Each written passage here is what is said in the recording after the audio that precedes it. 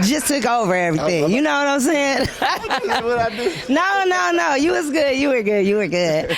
So, this All-American Homecoming, I knew you guys were going to have a spinoff. I knew it was coming. I could feel it in the works. Well, thank you. Now, I did. Y'all didn't know? Y'all couldn't see What it? else can you tell about my career?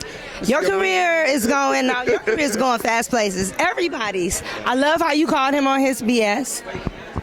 About the DNA test. What's going on? What's going on? I wasn't following y'all.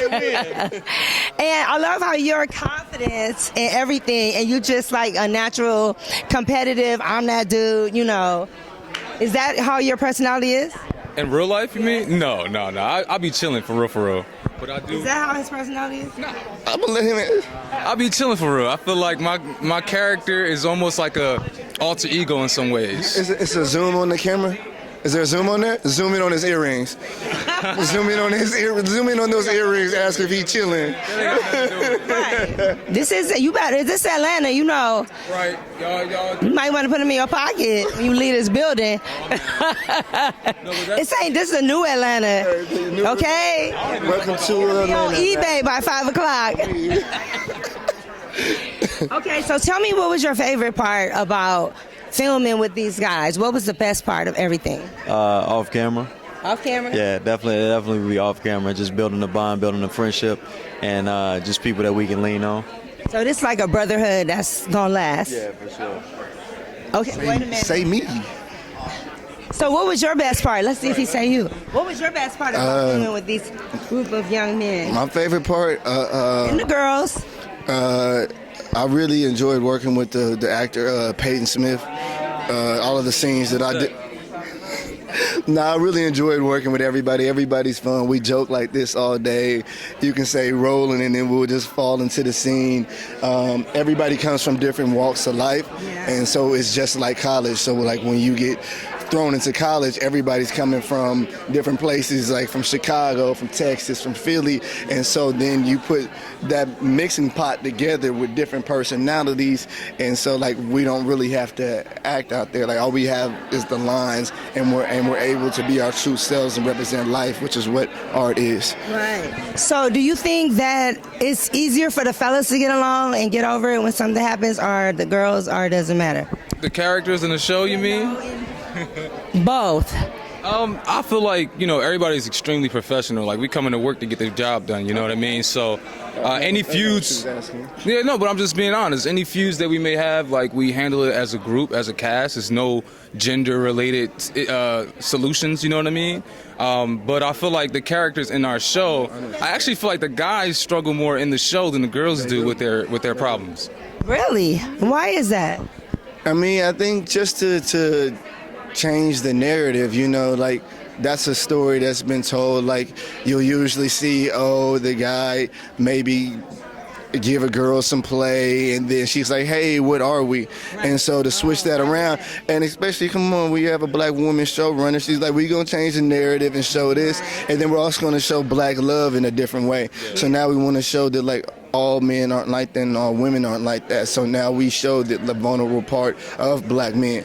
And so, like, at any given time in the show, Sylvester's vulnerable about love. I'm so vulnerable about love, and also Mitch. And so I think it's beautiful that we show that. But as far as getting over it, I be going through it on the show. You be showing a lot of love, though. I got a big heart. A real big heart. That's how you know, listen here, give me an Emmy, because you know what I'm saying, I'm cold-hearted. No, I'm playing. I'm a lover boy. I'm light-skinned. Silly, man. Yeah, you got a lot of love to spread this season, Hey, look, I got one woman. I'm chilling. Finally. What's up? But I think that working with actors is best when you're not dating anybody while you're working, because you gotta work, and I disagree. It's just so... Wait, like in the show? Are you in the show? No, in your personal life. Why? I disagree, because when you got somebody good, you got somebody in your life that holds you down, they can help you build. So for me, my life changed. My life elevated from the time that I was single to the time that I wasn't. So I You hear that, girl, right? I definitely disagree with your statement. Okay. But it's all love, though. Okay. That's real love right there. That's real love. Yeah. He's not gonna say the same thing, so don't even speak on it. Yeah. They're telling me to wrap it up, y'all. I'll give you my answer.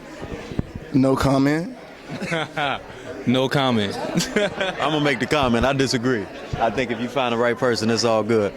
All American homecoming, and we can all agree to disagree. No comment. Thank you. Thank you so much. Thank you. Thank you. When I saw the new season come out, I was like, yes. And when All American Homecoming, I knew a spinoff was coming.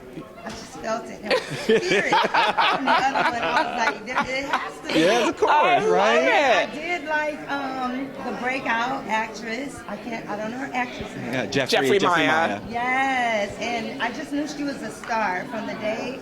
You and me both. I was like, she's a star, and she's just gonna take this and run with it. Yes, she has.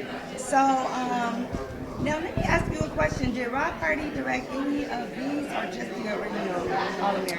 Just the original All-American, but not for lack of trying, because I will listen. I put everything on it, okay? Rob Hardy, if you were listening, I'm still coming for you.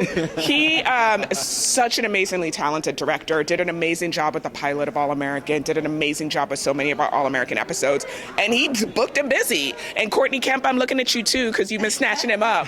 And so we love Rob Hardy. He knows he's welcome back in the All-American universe anytime. I love it. What I did like is a whole other task is it when you have such a large ensemble cast. You know, it's actually not that hard because they're all supremely talented, and the characters are so specific and on such different journeys that it actually just fills out our storytelling. So we find that we're able to tell even more stories than we originally thought because of their incredible talents. I mean, yes, Mitchell Edwards started on All-American as Cam and as a football player and Spencer's nemesis, but from the day I heard Mitchell sing on set in between takes, I was like, wait a minute. I was like, what's happening right now? You do it all? Okay. We need to do something else with Cam. And it was because of his natural talent in singing that we sort of took Cam's character in a completely different storyline on All-American Homecoming and sort of had him transition from football to singing. And so when we have a cast like that, the storylines are endless. Yeah, that's so true. I love it. So what advice would you give to someone wanting to start their career out as a showrunner? I would say start to write. And write before anyone pays you to do it. Write because it's in your bones and it's in your soul to do, and then make the leap to pursue it because it's scary. Yes. And it's unpredictable. Yes. And it's got peaks and valleys. So I was first thing, write, because you can't be a showrunner, creatively unless you write. Absolutely. And understand story. Absolutely. And I think one of the things that people don't realize about showrunners is we all start out as writers. Right. And then you become a showrunner, and really you're both a writer and now the CEO of a corporation, which is the TV show. So the other thing I always tell writers, especially if they think they want to showrun, is to take a business class, because that is going to become a portion of your job. No. And no. Because it's not only the financial part of it, but it's the people management part of it as well. And then time management, because the thing that I especially learned this year is like, well, I love to write, but then there's 6 other things not about writing that deserve my attention too, 100%. As I'm struggling to get another draft out. Exactly. So you have to learn how to manage your time and know yourself. I love it. 3 pieces of advice. Yeah. Thank you. A new showrunner. Thank you so much. Thank you.